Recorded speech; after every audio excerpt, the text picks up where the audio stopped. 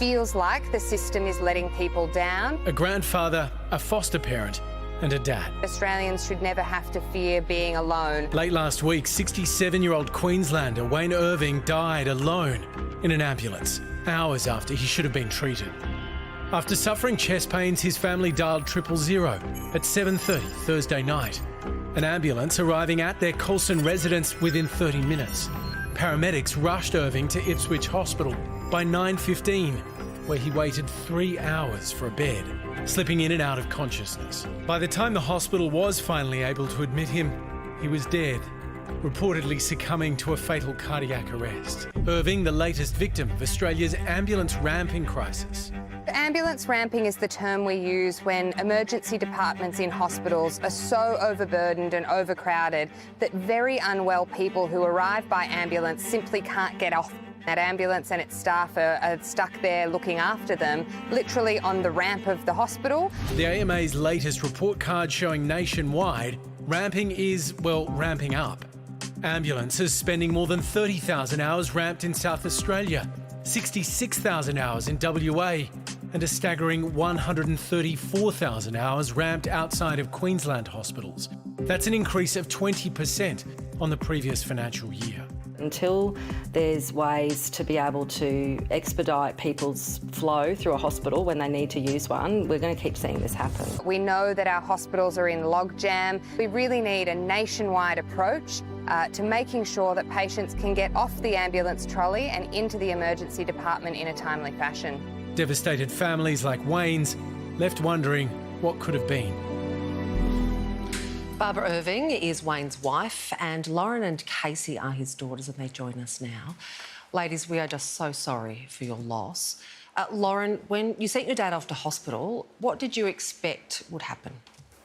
I expected him to get to the hospital and go straight into the emergency department and be looked after. You know, that's what anyone expects when they send someone off in an ambulance, that, you know, they're in the best place now. And we just sit and wait to hear some, hopefully, better news. Do you remember what you said to your dad as you said goodbye to him in the ambulance? Yeah, I sort of had a bit of a dig at him about waiting so long to call 000, because that's just Dad. He's a bit of a tough old bugger. And I said, don't wait next time, mate, you know. But I'm here, I love you, I'm with Mum, and I'll see you soon. Alive. Yeah, when did you realise that something had gone so dramatically wrong?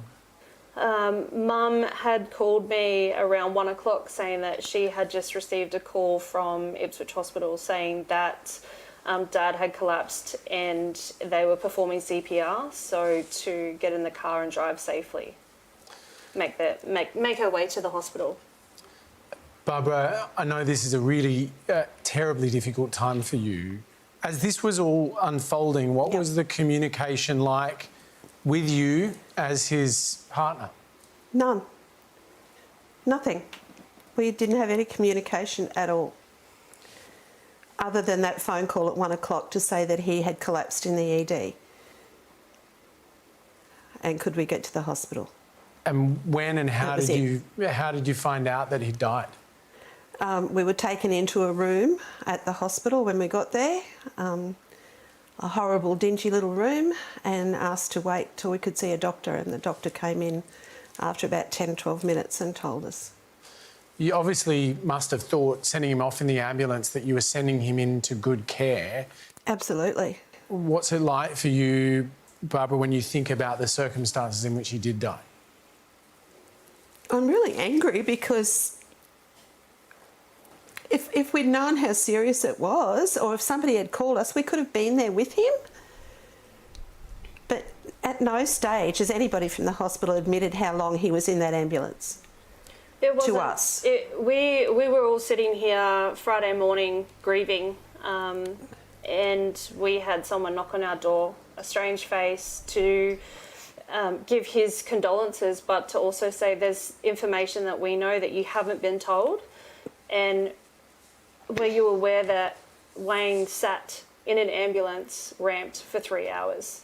So, sorry, who was this person that came, and how did you react hearing that news? He was a member reporter. A reporter.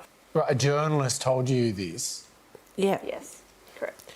And so what's that like for you as a family to receive that news in that way? Oh, we're gutted. We're totally gutted. We're angry.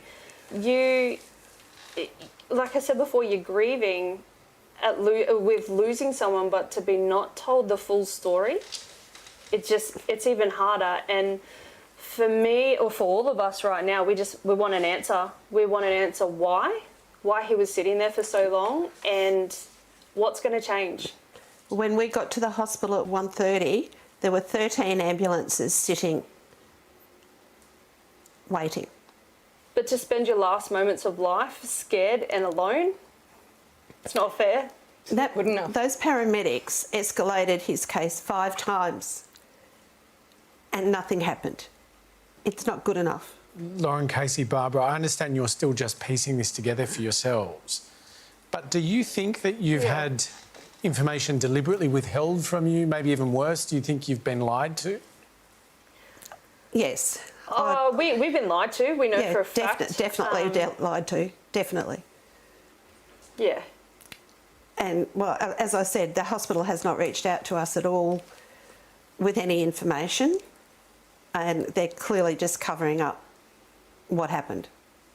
As you move forward with your lives, how will you remember Wayne? As a funny dude. He was a funny dude. He was such a good guy. Yeah, he was definitely the fun parent.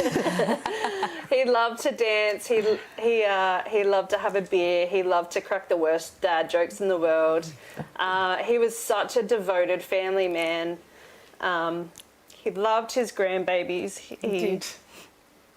He loved us, and he loved Mum. And all the kids that we've had come through our care, he's just given them so much support and love. And it's just... He could make anyone laugh. Yeah. Anyone laugh. Yeah. Just a good man. Such a good man. Barbara, Lauren and Casey, we understand just how raw this is for all of you, and we appreciate you taking the time to speak to us tonight. Thank you. Thank you. Well, we have contacted Ipswich Hospital for a response. It says it's initiated a review. The full statement from the hospital is on our website.